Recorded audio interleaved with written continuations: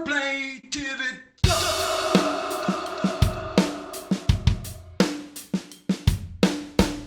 What was it, Jeff, that took you over the edge, do you think, and made you take this from the world of fantasy into reality?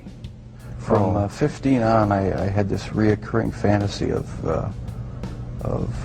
meeting a hitchhiker on the road and of taking him hostage and doing what I wanted with him. About 3 years later, I was 18 years old, driving home.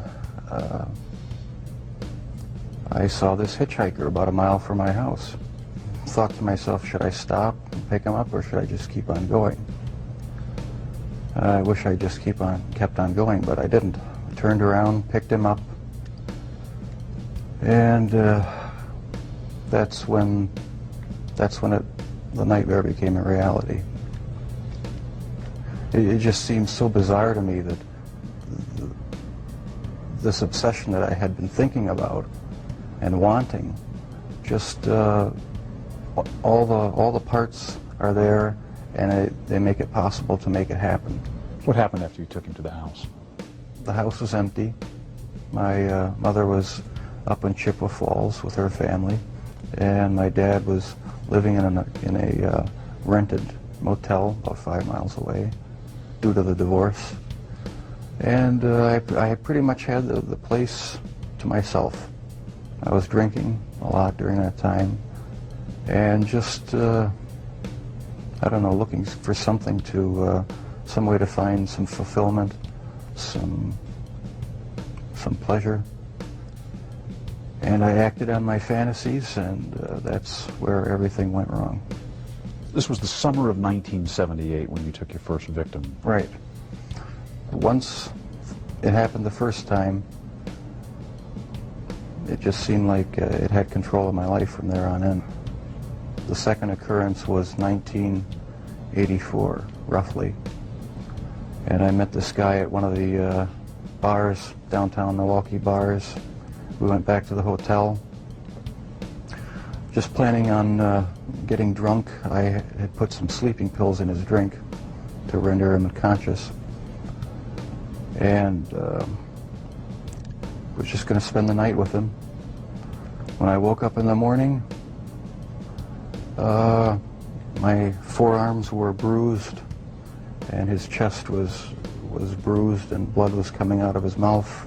He was hanging over the side of the bed, and I have no memory of beating him to death, but I must have. And that's when it all started again.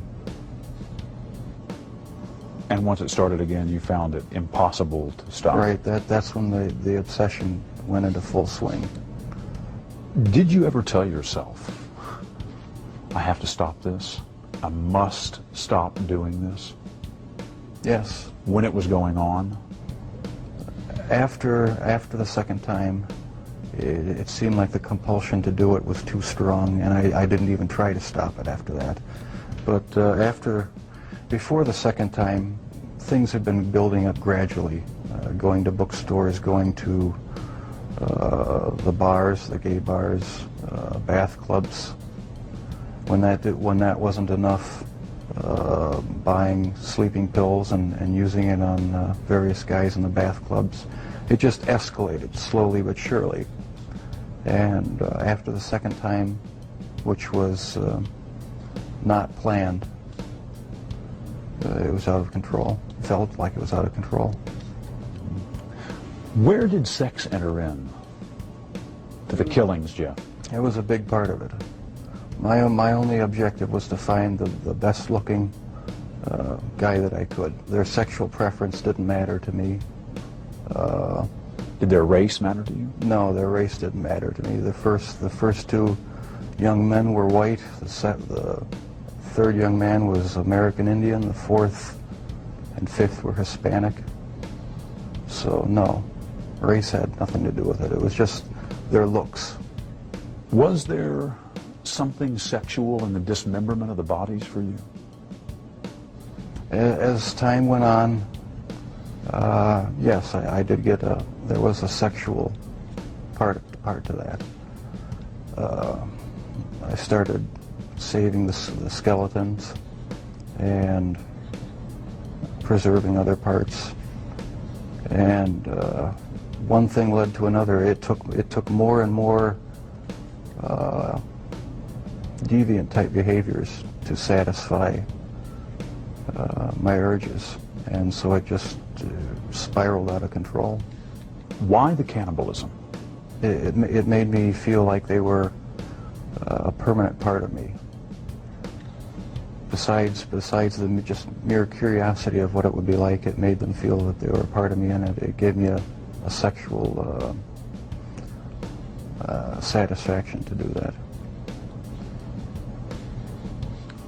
Was it the killing that excited you, or is it what happened after the killing? No, the killing was just a means to an end. That was the least satisfactory part. I didn't enjoy doing that.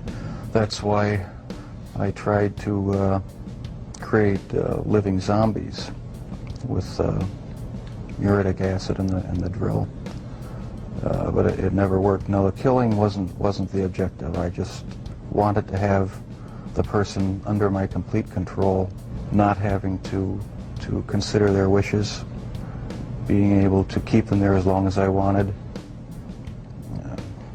It's not easy to say that, but that's what the motive was. Where did that need for control come from? Do you have any idea? I don't know, maybe I felt I had no control as a child or young adult, and that got mixed in with my sexuality, and I ended up doing what I did was my way of feeling in complete control, at least for that situation, creating my own little world where I had the final say, finding the best looking guy that I could, and having total mastery over him for as long as I wanted. Lust played a big part of it, controlling lust. That was the motive, right there. A lot of this came out in the course of the trial. Obviously, both of you sat through this. Have the two of you sat down and talked about these things before? No, not in depth. This is the first time you're talking about these things with I've talked your about dad it here. at great length with psychiatrists, court-appointed psychiatrists, psychologists, but not with my family. We learned everything at the trial and in the confessions and that sort of thing after the fact. The two of you never really communicated all that much, did you, father and son? Not on any deep level, no. We talked about superficial things.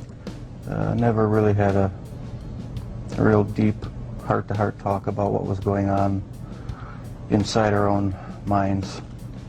I was always a very private person. I didn't like to open up and share anything with anyone. I like to keep my thoughts to myself. Why do you think that was? Because from about 15 years on up, a great deal of my thoughts were basically unshareable with anyone. So I just closed myself off and put on a mask of normalcy.